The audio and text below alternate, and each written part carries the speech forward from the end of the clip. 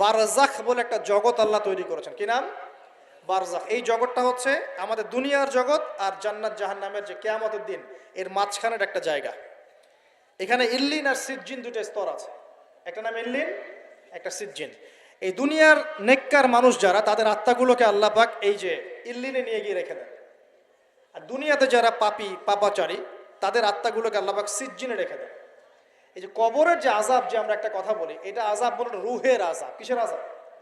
রুহ। দেহ তো আপনার নাই ওখানে, দেহ আছে? দেহ তো পচে গেছে, গলে গেছে। তাহলে আযাবটা কিসের? রুহের। বুঝাচ্ছি, আমি এই এই পড়াশোনাটা করেছি ইমাম গাজ্জালী রাহিমাহুল্লাহর বই থেকে। এত গভীর মানে লেখা, মানে ধরতে গেলেও মনে হয় যে একটা লাইন 10 বার পড়তে হচ্ছে। একটা এক্সাম্পল দিয়ে তিনি বুঝাচ্ছেন, একটা এক্সাম্পল দিয়ে বুঝাচ্ছেন এভাবে। তিনি বলছেন এটা একটা উদাহরণ মাত্র, এটাই প্রকৃত ব্যাখ্যা না, একটা উদাহরণ মাত্র। বোঝানোর চেষ্টা করছেন তিনি এভাবে যে আমরা যখন ঘুমাই, অনেকে ভালো স্বপ্ন দেখেন না? ভালো স্বপ্ন দেখে আপনার কাছে ভালো লাগছে, খুব মজা লাগছে না?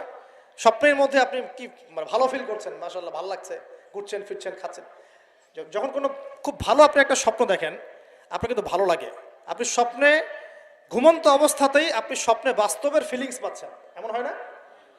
আল্লাহ পাক যদি আপনাকে স্বপ্নের মধ্যে রেখে দেন, ধরেন 1 বছর 1.5 বছর 2 বছর, তার মানে 1-2 বছর আপনি স্বপ্নের মধ্যেই বাস্তবের ভালো লাগার ফিলিংসটা পেতে থাকবেন, কিন্তু আপনি ঘুমিয়ে আছেন। বাইরে থেকে আমি আপনাকে দেখছি যে আপনি ঘুমিয়ে আছেন, কিন্তু আপনি ঘুমন্ত অবস্থাতেও ভালো স্বপ্ন দেখেই ভালো ফিল করছেন। তিনি বোঝাচ্ছেন, উদাহরণ দিয়ে বোঝাচ্ছেন, এটা কিন্তু ব্যাখ্যা নয়, জাস্ট একটা বুঝাচ্ছেন উদাহরণ দিয়ে। আল্লাহ পাক যখন শহীদদের রূহগুলোকে জান্নাতে রেখে দেন, জান্নাতে তারা এইভাবে রূহগুলো ঘুরতে থাকে, ফল ফলাদি খেতে থাকে, পাখির মধ্যে রূহ দিয়ে দেন, সবুজ পাখি, এই পাখি উঠতে থাকে, তারা ভালো ফিল করতে থাকে। ওই হায়াতটাকে আল্লাহ পাক তাদের কাছে বাস্তব বানিয়ে দিয়েছেন। কথা বুঝতে পারছেন? ওই হায়াতটাকে আল্লাহ পাক তাদের কাছে বাস্তব বানিয়ে দিয়েছেন। তাদের কাছে মনে হচ্ছে এটাই বাস্তব, এটাই জগৎ। আল্লাহ চাইলে করতে পারেন না?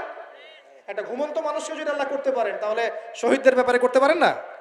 পারেন। আবার ধরেন একজন মানুষ পাপাচারী, আপনি কখনো কখনো স্বপ্ন দেখেছেন, ভয়ের স্বপ্ন, আটকে উঠছেন, শ্বাস বন্ধ হয়ে যাচ্ছে, এমন হয়নি অনেকদিন?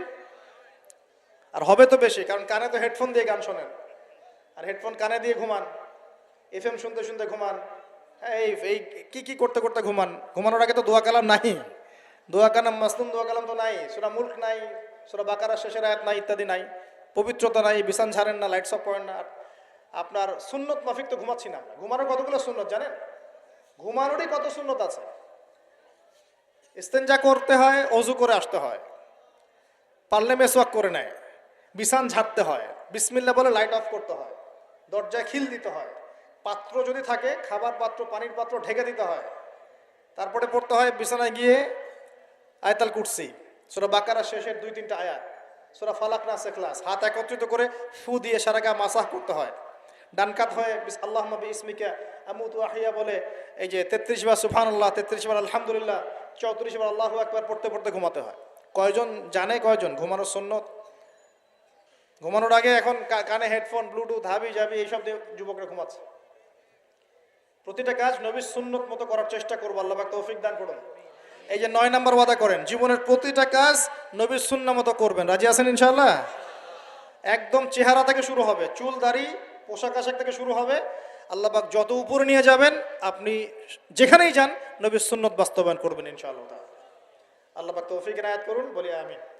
মনে করেন খারাপ স্বপ্ন দেখছেন, খারাপ স্বপ্নে এখন আপনি কষ্ট পাচ্ছেন, দেখছেন যে পানিতে ডুবে যাচ্ছেন, দেখছেন যে আপনি আগুনে পুড়ে যাচ্ছেন, নাউজুবিল্লাহ, দেখছেন যে আপনি হয়তো কেউ আপনার শ্বাস গলা চিপে ধরেছে ইত্যাদি, মানে আপনি কষ্ট পাচ্ছেন।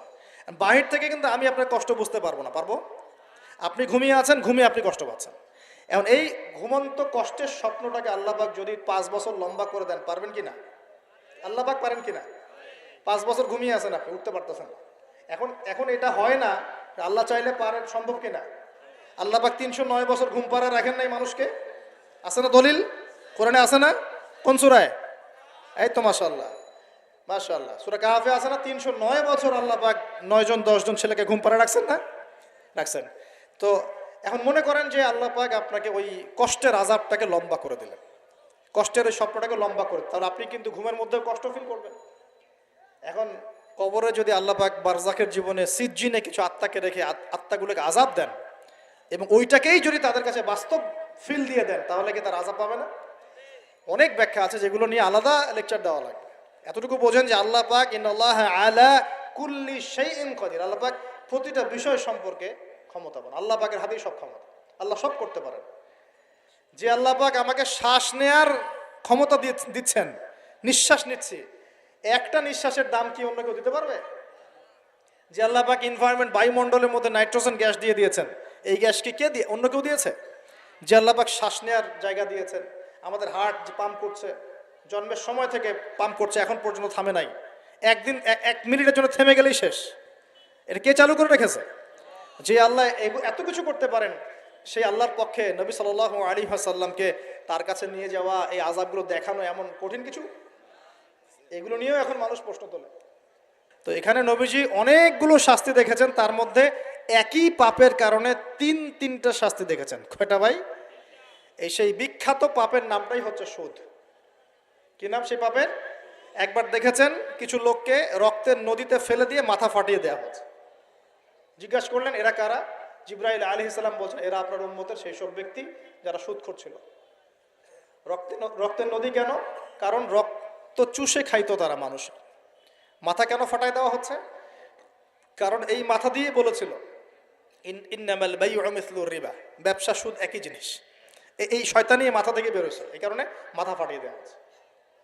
আর একটা শাস্তি দেখেছেন, তারা পাথর খাচ্ছে, পাথর, বড় বড় পাথর খাচ্ছে, পিছনের রাস্তা দিয়ে পাথর বের হয়ে যাচ্ছে। জিজ্ঞাসা করলেন কাদের কি কারণে শাস্তি দেওয়া হচ্ছে? জিবরাইল আলাইহিস সালাম বললেন এটাও সুদের কারণে।